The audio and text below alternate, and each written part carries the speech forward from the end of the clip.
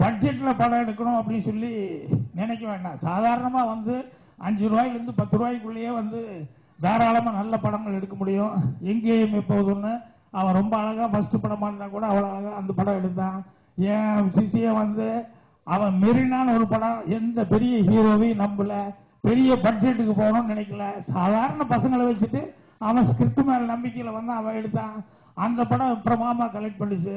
அதனால வந்து நம்ம மூளையை செலவு பண்ணி பண்ணணும் ஒழிய ஓவரா பட்ஜெட்ல பண்ணா தான் ஓடும் அப்படிங்கிறது வந்து தப்பான ஒரு இது. டப்பிங் படத்தை கூட வசனம் எழுதுறது பாட்டு எழுதுறது ரொம்ப சாதாரண விஷயம் இல்லை. அந்த நானா அப்படின்னு சொல்லியிருப்பாங்க. என்ன நானா ஏன் நானா அப்படின்னு எல்லாம் பேசியிருப்பாங்க.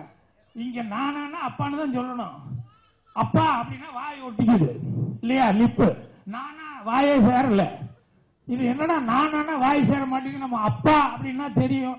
இப்ப என்னடா பண்றதுன்னா அதே பேண்ட் செட்டு போட்டிருந்தாங்கன்னா டாடின்னு சொல்லி சமாளிச்சிடலாம். ஏன்னா டாடிக்கு லிப்பு சேராது, நானாக்கு லிப்பு சேராது, அதை சொல்லி சமாளிக்க முடியும்.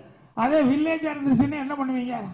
சோ அப்பா அப்பா அப்படின்னு சொல்லிட்டு அப்பான்னு பிராணவஸ்தியா இருக்கும் போலயே அதுக்கு வார்த்தை பிடிக்கிறதுங்கிறது சாதாரண விஷயம் இல்ல.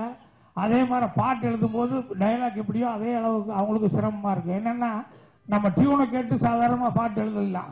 ஆனா இந்த டப்பிங் படத்துக்கு எழுதும் போது என்னன்னா டியூனு மட்டுமல்ல, அந்த வார்த்தைகளோட அவன் ஆக்ஷனை சிங் பண்றதுங்கிறதுக்கு அது ஒரு பெரிய தொல்லையான சமாச்சாரம்.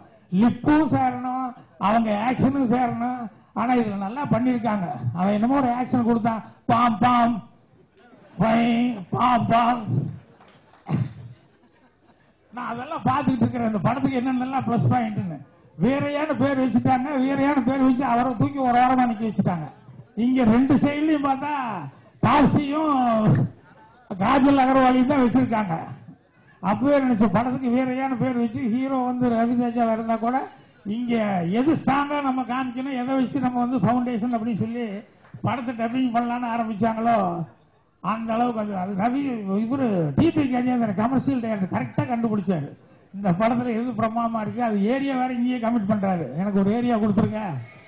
இந்த படத்துல வந்து உண்மையிலேயே வந்து நல்லா உழைச்சிருக்காங்க. பாட்டுகள்லாம் பார்த்தாங்க.